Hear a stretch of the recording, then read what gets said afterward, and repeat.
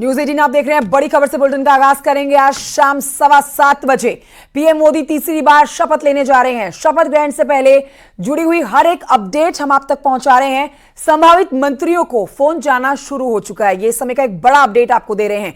कई मंत्रियों को फोन गए हैं। 11:30 बजे चाय पर मुलाकात होनी है।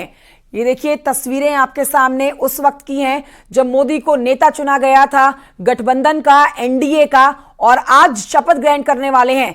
लेकिन आज सुबह 11:30 बजे का समय है जब चाय पर मुलाकात मोदी करने जा रहे हैं। सोर्सेस के हवाले से बड़ी जानकारी आप तक पहुंचा रहे हैं। शाम को शपथ के बाद जेपी नड्डा के आवास पर डिनर का कार्यक्रम होना है।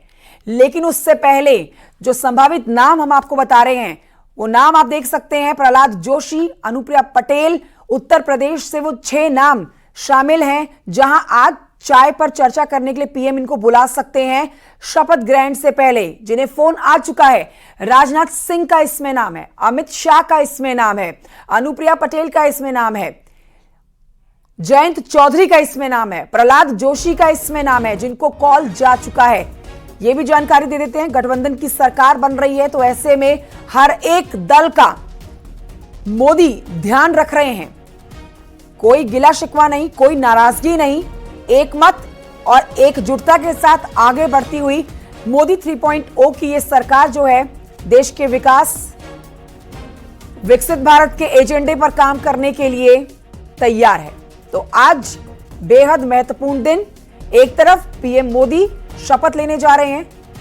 3.0 मोदी 3.0 आज से आगाज होने जा रहा है। दूसरी तरफ आज वो नाम भी आपको बता रहे हैं जिनको फोन जा चुका है, जिनके साथ शपथ ग्रहण से पहले चर्चा करने वाले हैं मोदी। महत्वपूर्ण बात यह है कि उत्तर प्रदेश से संभावित वो 6 नाम हैं जिनको मोदी मंत्रिमंडल में शामिल किया जाना है।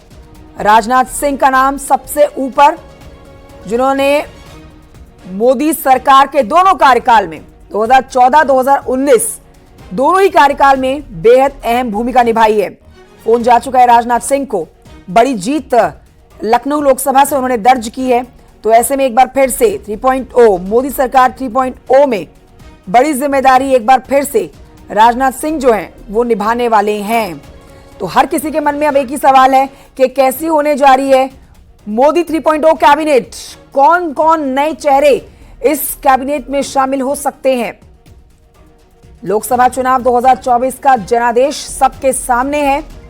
जनता ने एनडीए गठबंधन को बहुमत देकर फिर से एक बार मोदी सरकार पर मोहर लगाई है, जिसमें आज मोदी, नरेंद्र मोदी एक बार फिर से पीएम की कुर्सी पर काबिज हो जाएंगे। नतीजों के बाद आज का दिन बेहद महत्वपूर्ण आप कह सकते हैं। 9 तारीख रविवार का दिन शाम 7:15 पर पीएम शपथ लेंगे, मोदी शपथ लेंगे पीएम पद की। लेकिन अब सबकी नजरें रहने वाली है मोदी कैबिनेट में आखिरकार कौन जगह पाता है, किसकी एंट्री होती है, किसको क्या जिम्मेदारी दी जाती है। हर कोई इसी पर नजरें गड़ाए बैठा हुआ है। तो अब सवाल यही है कि मोदी सरकार 3.0 की नई कैबिनेट में कौन कौन होगा, किसे क्या मंत्रालय दिया जाएगा। अब आप ये कह सकते हैं, अंदाजा लगा सकते हैं कि ये आज तक की जो मोदी कैबिनेट जो आपने देखी है 2014-2019 उससे बदली हुई 2024 की मोदी कैबिनेट आपको नजर आएगी।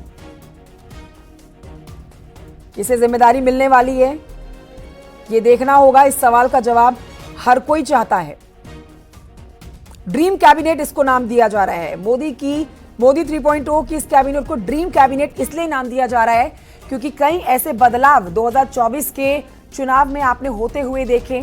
जो दल 2014 और 19 में बीजेपी के साथ नहीं थे वो एनडीए में शामिल हुए। जीत भी उन दलों ने दर्ज की। और ऐसे में जब बीजेपी बहुमत का आंकड़ा नहीं छू पाई तो गठबंधन की सरकार बन रही है। जो स्क्रीन आप इस समय देख रहे हैं उसमें आप देख सकते हैं उत्तर प्रदेश से वो चेहरे हम आपको दिखा रहे हैं जिनको फोन जा चुका है। 11:30 बजे चाय पर चर्चा होनी है मोदी के साथ। विनीत सहयोगी हमारे जुड़ गए हैं फोन लाइन पर और जानकारी के साथ। विनीत, संभावित चेहरे जिनको फोन जा चुका है मोदी कैबिनेट में जिसको ड्रीम कैबिनेट नाम दिया जा रहा है। इसमें शामिल होने के लिए उत्तर प्रदेश के 6 जो चेहरे हैं मंत्री बनने के लिए काफी ज्यादा उत्साहित हैं। आज सुबह 11:30 बजे जो ये 4 पे चर्चा होनी है, पीएम मोदी जो इनके साथ बैठक करने वाले हैं, इसकी बड़ी बातें आपसे जानना चाहेंगे। तैयारियां इसको लेकर कर ली गई हैं विनीत।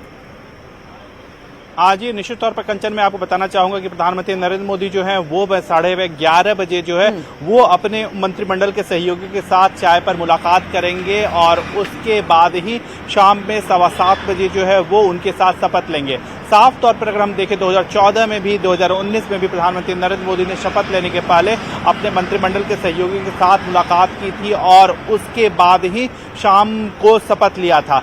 साफ तौर पर जो हमें सूत्रों के हवाले से जानकारी मिल रही है कि प्रधानमंत्री नरेंद्र मोदी एक तरह से मोदी 3.0 जो अपने ड्रीम कैबिनेट कर रहे हैं उसका विजन जो है वो रखेंगे, क्योंकि प्रधानमंत्री नरेंद्र मोदी साफ तौर पर कह चुके हैं कि 2047 में अगर भारत को विकसित भारत बनाना है तो उसके लिए मिलकर मजबूती से काम करना होगा। इसके साथ ही साथ मैं आपको बताना चाहूंगा कि प्रधानमंत्री नरेंद्र मोदी ने जब विभिन्न मौकों की बात करें, चाहे वो बीजेपी में जीत के बाद वो आए थे, उस वक्त उन्होंने साफ तौर पर कहा था कि वो अपने जो मोदी 1-2 और 1-2 के जो कामकाज थे उसे ही आगे बढ़ाएंगे, मजबूती के साथ काम करेंगे, विकास के एजेंडे को साथ आगे रखेंगे, इंफ्रास्ट्रक्चर डेवलपमेंट को लेकर के काम करेंगे, साथ ही साथ जो करप्शन के प्रति जीरो टॉलरेंस की नीति है उसको लेकर के वो काम करेंगे।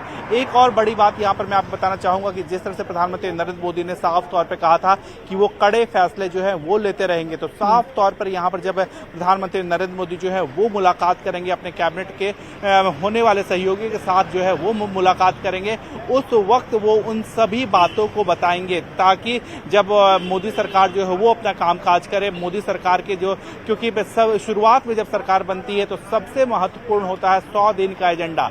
तो 100 दिन का एजेंडा जिसको लेकर के हमने देखा कि मोदी 2.0 में ही शुरुआत हो चुकी थी, जिस पर काम काज जो है वो मोदी 2.0 में ही शुरू हो गया था, मोदी 3.0 में उस पर अमल किया जाना बाकी है। तो इसको लेकर के कैसे आगे बढ़ा जाए, इसको लेकर के प्रधानमंत्री नरेंद्र मोदी जो है वो अपने मंत्रिमंडल के होने वाले सहयोगी के साथ मुलाकात करेंगे, चाय पर चर्चा करेंगे और उन्हें मोदी 3.0 का जो विजन है उसके बारे में जानकारी देंगे। तो एक सवाल आपसे विनीत, उत्तर प्रदेश की राजनीति से महत्वपूर्ण है जो पूछना जरूरी हो जाता है। देखिए 2019 में जब बीजेपी ने या गठबंधन ने उत्तर प्रदेश में 64 सीटें जीती थी, तब कैबिनेट में हमने देखा था कि 14 मंत्री बनाए गए थे उत्तर प्रदेश से। लेकिन इस बार तो हमने बदलाव देखे हैं, आरएलडी भी यहां पर सरकार के साथ आई है, लेकिन सीटें घट गई हैं। इस बार 33 सीटों में ही बीजेपी सिमट कर रह गई है। तो ऐसे में कितने, एक सटीक आंकड़ा आप हमारे दर्शकों को बता सकते हैं, कितने संभावित मंत्री बनाए जा सकते हैं, खासकर यूपी से? कुछ नाम जिनको फोन जा चुका है वो हम दिखा रहे हैं, लेकिन आपके सोर्सेस क्या बता रहे हैं? जी, निश्चित तौर पर कंचन मैं आपको एक और बड़ी बात यहाँ पर बताना चाहूंगा कि अगर हम मोदी 2014 और मोदी 2019 समय के मंत्रिमंडल की बात करें, तब उस समय पहला जो मंत्रिमंडल हुआ था वो जो है, उसके बाद जो दूसरा मंत्रिमंडल का जो विस्तार हुआ था उसमें कई मंत्रियों को जो है वो शामिल किया गया था। पहले मंत्रिमंडल में जो है वो जो नंबर्स थे वो कम थे और जब विस्तार हुआ था उस समय जो है वो मंत्रिमंडल में जो नए चेहरे जो है वो शामिल किए गए थे, अधिक संख्या में जो है वो नंबर शामिल किए गए थे। तो वो इस बार भी संभावना यह जताई जा रही है कि जो सूत्र हमें बता रहे हैं कि वह भले ही इस बार जितने भी नंबर्स जो है वो शामिल हो, 5 हो, यूपी से 6 हो, 7 हो, 8 हो, लेकिन बहुत संभावना यह है कि बाद में जब प्रधानमंत्री नरेंद्र मोदी अपने कैबिनेट का विस्तार करेंगे, रिसफल करेंगे, उस वक्त भी जो है वो विभिन्न प्रदेशों से, अगर हम यूपी की भी बात करें तो वहां से भी लोगों को जो है वो शामिल किया जा सकता है। एक बड़ी बात यहाँ पर कंचन में आपको और बताना चाहूंगा कि प्रधानमंत्री नरेंद्र मोदी जब अपने विजन की बात करते हैं, विकास की बात करते हैं, तो वो क्षेत्रों को भी, ठीक है, तो जातीय समीकरण देखिए साधने के लिए यहाँ पर चुनाव भले ही हो गया हो, लेकिन सरकार हर पहलू को ध्यान में रखते हुए ही ये मंत्रिमंडल, मंत्रालय जो है, योगी कैबिनेट, माफ कीजिए मोदी कैबिनेट में उत्तर प्रदेश से नए चेहरों को शामिल करेंगी। विनीत, बहुत शुक्रिया आपका जानकारी के लिए। आइए आगे बढ़ते आपको बताते हैं कि शपथ ग्रहण में शामिल होने के लिए मेहमानों के आने का सिलसिला लगातार जारी है। कई राष्ट्रों के प्रमुख पीएम मोदी के शपथ ग्रहण में शामिल होने के लिए दिल्ली पहुंच चुके हैं और कुछ मेहमानों का पहुंचना लगातार जारी है। मालदीव के आप राष्ट्रपति की तस्वीरें देख रहे हैं इस समय। दिल्ली में मेहमान पहुंच चुके हैं। ये देखिए नीचे आपको हम अपनी स्क्रीन में दिखा रहे हैं कौन कौन है वो वीवीआईपी मेहमान जो आज आगामी पीएम मोदी के शपथ ग्रहण के साक्षी बनने जा रहे हैं।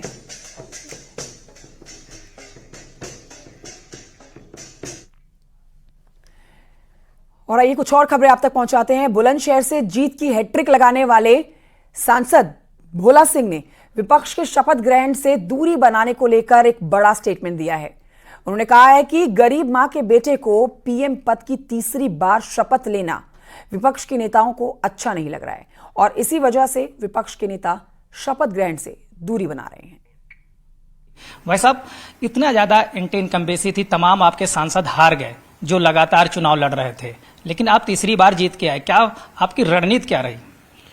देखिए, ये हमारे विश्व के लोकप्रिय नेता आदरणीय प्रधानमंत्री जी का यश है और उनकी कार्यशैली है। 10 साल में ऐतिहासिक विकास बुलंदशहर की लोकसभा में हुआ है और प्रमुखता से जो बहुत बड़ी समस्याएं हमारे यहाँ मेडिकल की होती थी, तो एक हॉस्पिटल के साथ साथ एक मेडिकल कॉलेज भी हमारी सरकार ने बुलंदशहर के लिए दिया है। सड़कों का अच्छा निर्माण हुआ है। बाकी सरकार की योजना, चाहे पीने का पानी हो, चाहे बिजली की समस्या हो, चाहे आपके गैस पहुंचाने का हो, बहुत अच्छा विकास बुलंदशहर में हुआ है और उस विकास को सराहते हुए बुलंदशहर की जनता ने तीसरी बार मौका मुझे दिया है। लेकिन ज्यादातर देखा गया जिनके टिकट रिपीट हुए हैं उन्हें हार का सामना करना पड़ा, लेकिन तीसरी बार जीतना अपने आप में एक रिकॉर्ड है। तो लगता है कि आपने क्षेत्र स्तर पे काम किया या कुछ चुनौतियां आई विपक्षी गठबंधन से?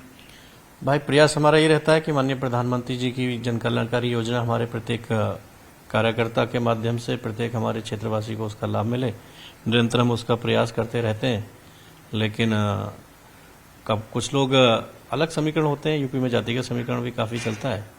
अब हो सकता है कुछ सांसद जातिगत समीकरण की वजह से हमारे नहीं जीत पाए हो। भोला सिंह की प्राथमिकता क्या है क्षेत्र के विकास के लिए तीसरे टर्म में? माननीय प्रधानमंत्री जी का संकल्प विकसित भारत का और हमारा संकल्प विकसित बुलंदशहर का। क्या